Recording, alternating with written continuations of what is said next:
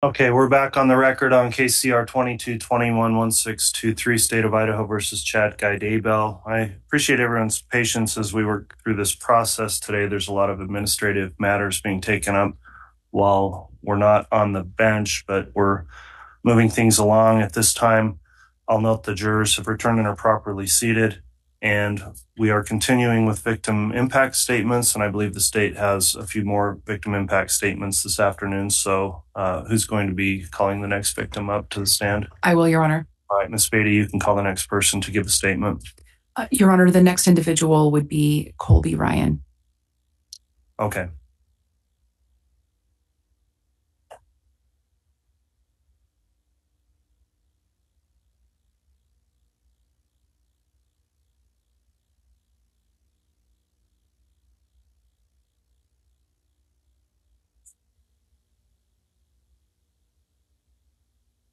Colby, could you state your full name and spell your last name? Colby Ryan, Ryan. Are you here to talk about Tylee and JJ today? Yes. How are you related to Tylee and JJ? Tylee is my little sister, and JJ is my little brother. Did you prepare a statement to read today? Yes. Would you like to read that now? Yes. Go ahead.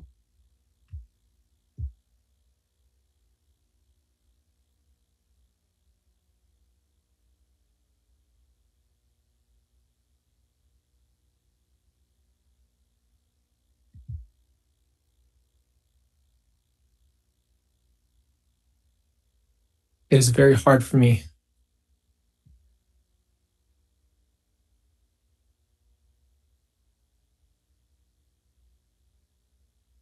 to put into words what it means to have lost my entire family.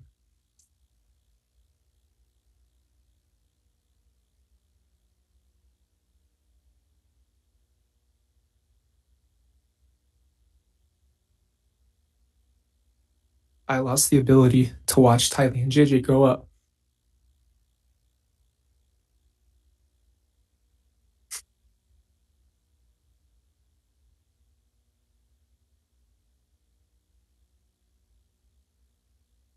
I lost my relationship with my little brother, which took years to build.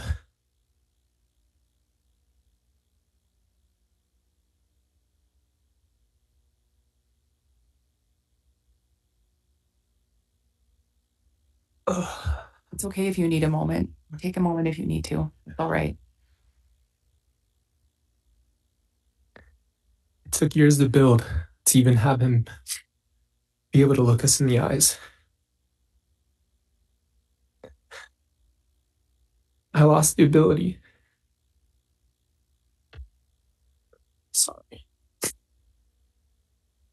Sit with my little sister and talk and share our lives. So in short, I lost everything I've ever known.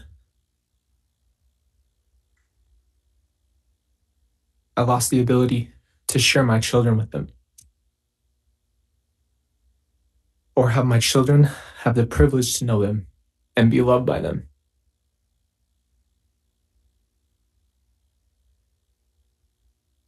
My 3 kids will never know the kindness of Tylee's heart.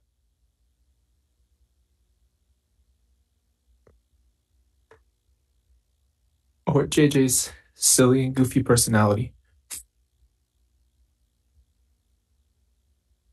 But more importantly, Tylee and JJ lost their lives.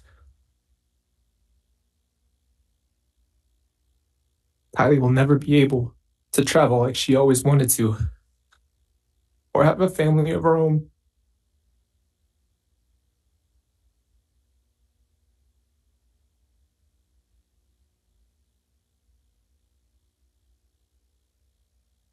Or find herself in this world.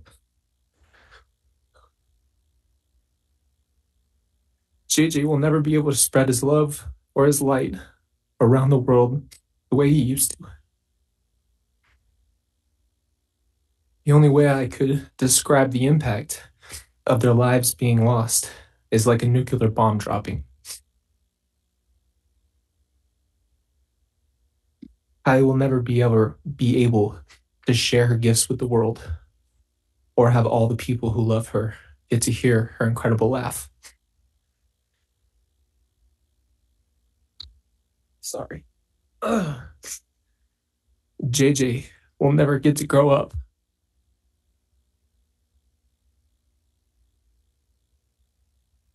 And share his one-of-a-kind personality with the world. And everyone who's lost him feels the void.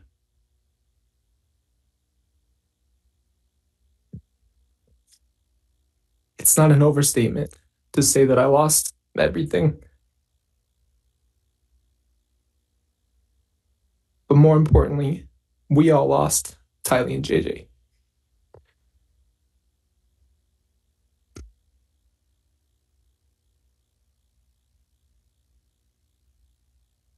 I stand here today,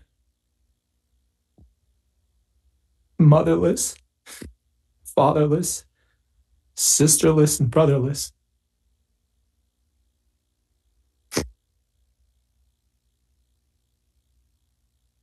The only course forward is to trust in Christ, knowing that he has them in his arms, and wait for the day that we all meet again. I pray for all of you who have bleeding hearts. Thank you. You.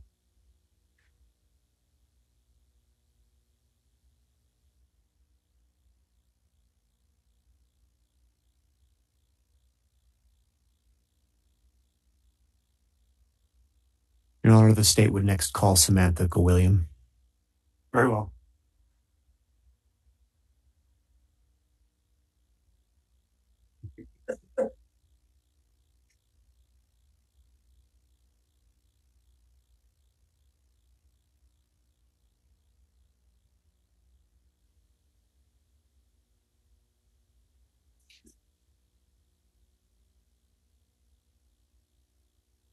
Go ahead, Mr. Wixom. Thank you. Ma'am, will you please state and spell your name for the record? Samantha Gwilliam, Gwilliam. And could you remind the jury how you're related to the victims? Tammy is my sister. And do you have a prepared statement? I do. Would you like to go ahead and read that now? I would like to. I speak out for my sister, Tammy Daybell, because she cannot speak for herself. She is dead. And others who were supposed to stand up for her, protect her, and love her did not. From the moment I found out that she was gone, I have never felt peace. In the first few weeks, I had a gut feeling that something wasn't right and that someone had done something to her, but I didn't know why. So many questions come up as a quick funeral is arranged, no autopsy and no answers. As we find out about a quick marriage, I smell a rat. As any woman does, I search out answers and dig through whatever evidence I can find. None of it was reassuring or good. There's still no peace to be found. We are questioned by police about missing children. And this uneasiness I had felt about Tammy's death only intensifies. We are notified that Tammy has been exhumed. And this is my first moment of maybe now I can get the answers I seek. But with the pandemic and exhaustive testing, I don't see results for a long time. My family sits in a limbo of not knowing why or what happened.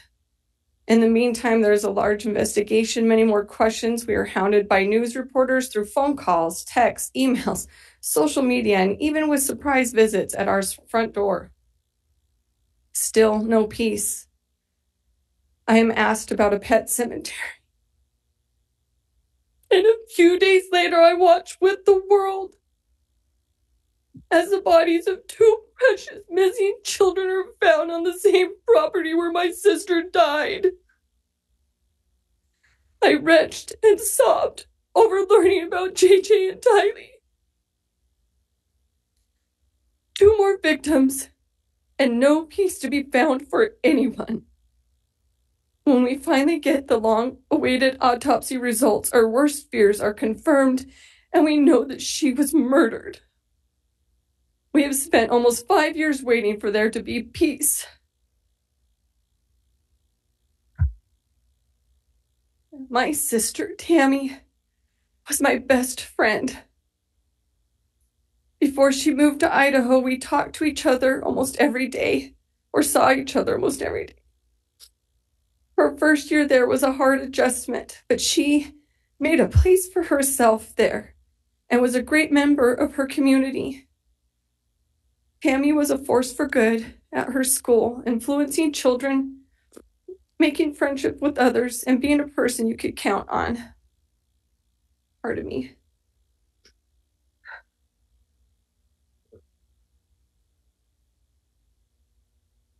She loved being a mom, and especially a grandma. She was so excited to be part of their lives.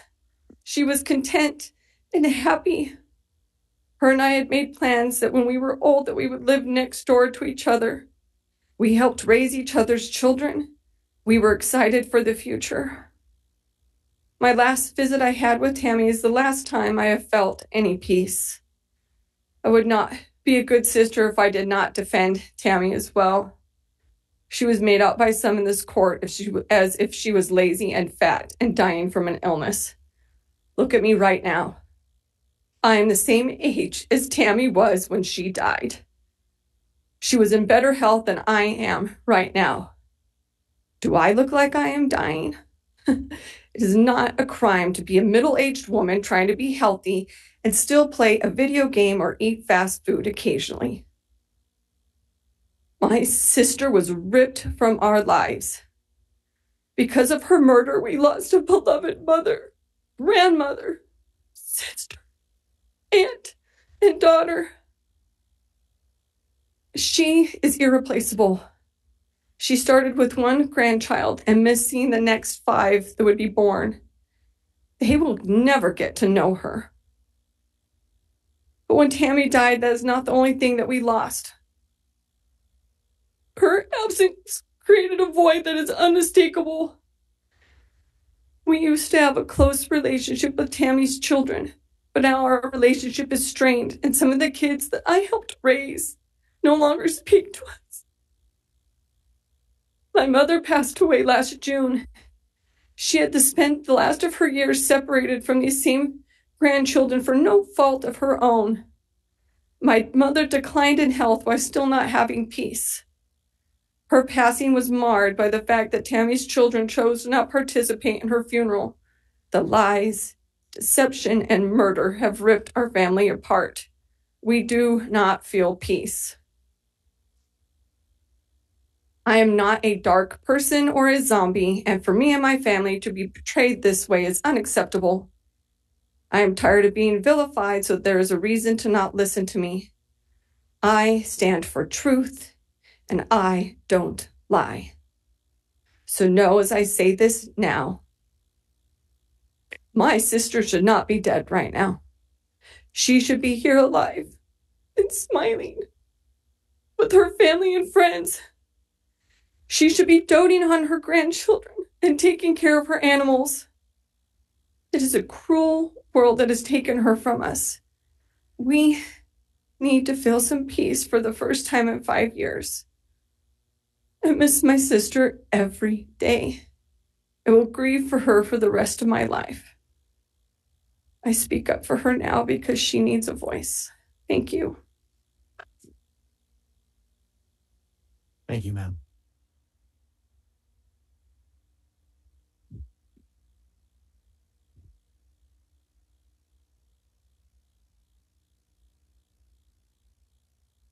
Very well, does the state have another victim to make an impact statement? Yes, Your Honor. The state will call Michael Douglas. Okay.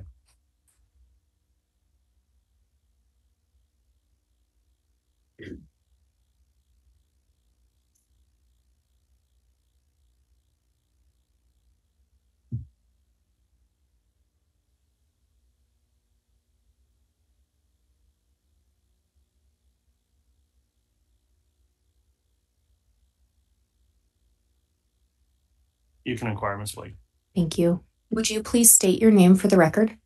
Michael Douglas. And are you related to a victim in this matter? I am. And who is that? Tammy. How are you related to Tammy? I am Tammy's sibling. Did you prepare a statement for today? I did. Would you please read that? I will. I am Tammy's older brother and the oldest of the Douglas siblings. My experience and the impact this has had on me has been profound.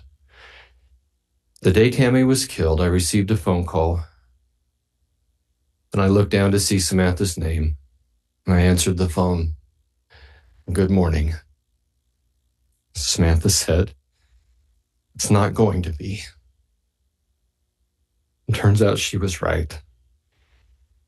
I was in shock, and after the funeral, I drove to Idaho the next morning to be at her Idaho memorial. When I left, I called my wife and told her something was off. I tried to keep everyone from jumping to conclusions, mostly myself.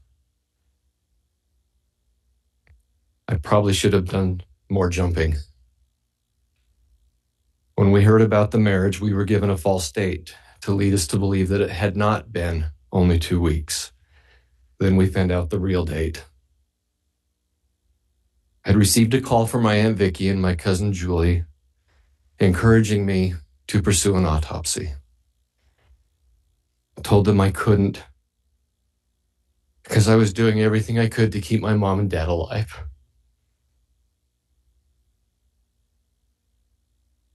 When we found out about the exhumation, I hoped that there was nothing to be found. I never wanted someone to be more wrong than I wanted Aunt Vicky to be wrong. But it was me that was wrong again. All of us were devastated by the exhumation, but especially my mother. She saw the exhumation as a desecration of Tammy's gravesite.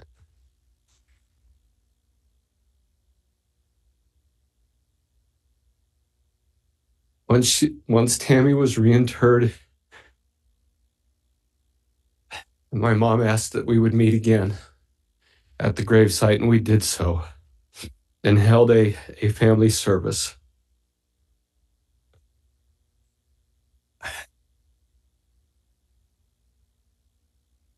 And then received a phone call from my mother indicating that there were 2 missing children.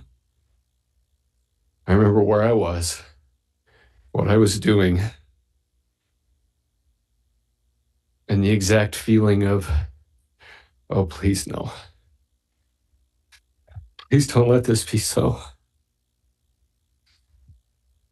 My heart sank, and I said to my mom, "Mom, Chad told us they were empty nesters." Surely this is a mistake, not anything to worry about. Maybe they have them in hiding. Maybe there's something else going on. Oh, I was wrong again. People would come up and ask if the kids had been found yet when they would see me in public. And the stress and anxiety grew.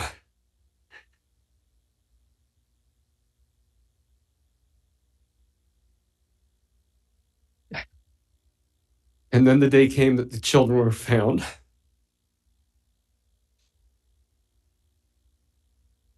I broke into more pieces than I can count. I was at work, began crying hysterically, and had to be rushed into an office. I was surrounded by people that had figured out that this was coming long before I did. Hope was lost. I went into therapy, both talk and medicinal.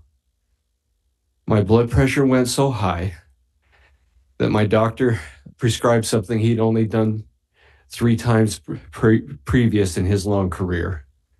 He was afraid I was having a stroke right there in the office and had an ambulance on standby in case I did so.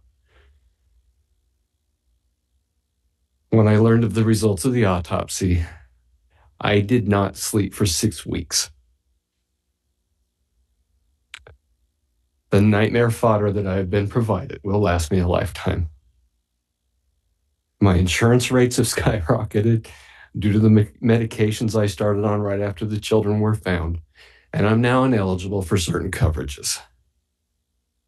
As the big brother, I felt and I feel like a failure. I failed to protect Tammy.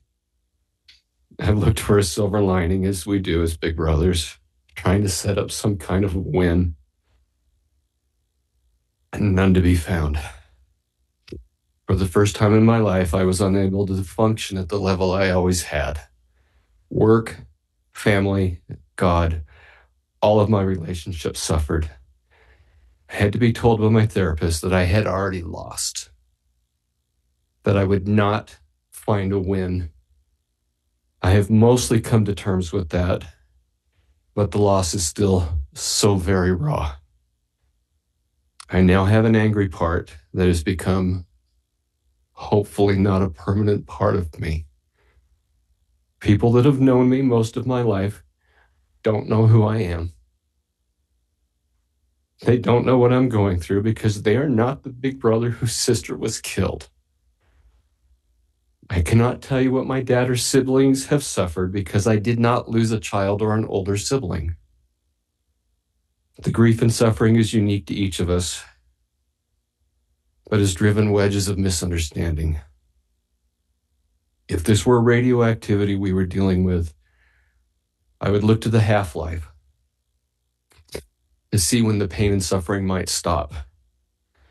The half-life of this experience will cover generations and many lifetimes. The scarring continues and the painful things keep happening. I have likened it to being in a slow-motion train crash these past 4.5 years, watching loved ones and myself, as well as total strangers, caught up in the disaster, continuing to be pummeled with no end in sight. Today, hopefully, that train wreck loses momentum and finally comes to a screeching halt. I helped to found a charity to honor Tammy's legacy and to keep her memory alive. We named it after her, and I have had many suggest that the name Daybell should not be there. That was her name. That was and is her children's names, and her grandchildren's names, and will continue to be. We have strived to stay out of the public eye, to not do media requests, to not speak publicly about this, because we have attempted to continue our relationships with Tammy's children, to be able to have relationships with her grandchildren, all of their families. We love them and care for them, but there has been an alienation that is as painful as losing Tammy. We have relatives, children that have joined the family that we have not been allowed to meet due to this train wreck that you're all part of. I have been robbed of the opportunity of growing old with my little sister, being grandparents together and teasing each other into old age. I have had my peace stolen, and I have to fight every day to be patient and kind with others and myself.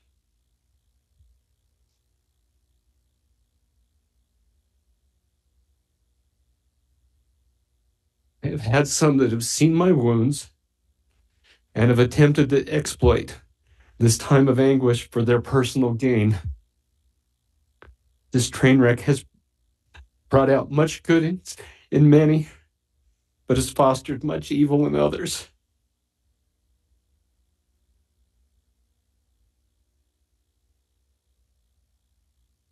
I have lost a large portion of my income, my creative energy, and my ability to be of service to others due to the general loss of energy and health that this has caused.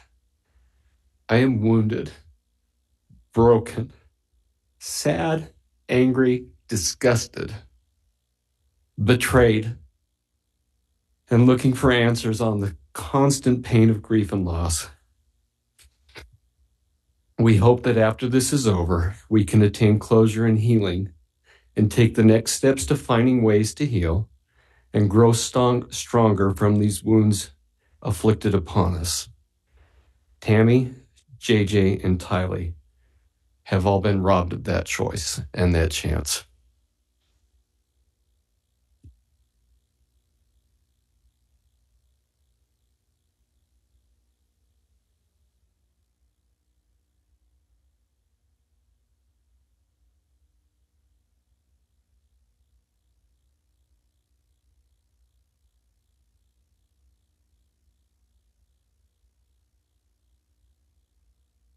All right. Does the state have any further victim impact statements to provide? We do not, Your Honor. All right. At that point, then, with the proceedings, the next inquiry the court would make is in relation to the defendant's right of allocution. Mr. Pryor, have you discussed with Mr. Daybell his right to make an allocution before the jury considers? Yes, Your Honor. And is Mr. Daybell going to make any allocution? No, Your Honor. Is that correct, Mr. Daybell? No allocution? Very well. That will conclude the submission of evidence and the right of allocution in this proceeding.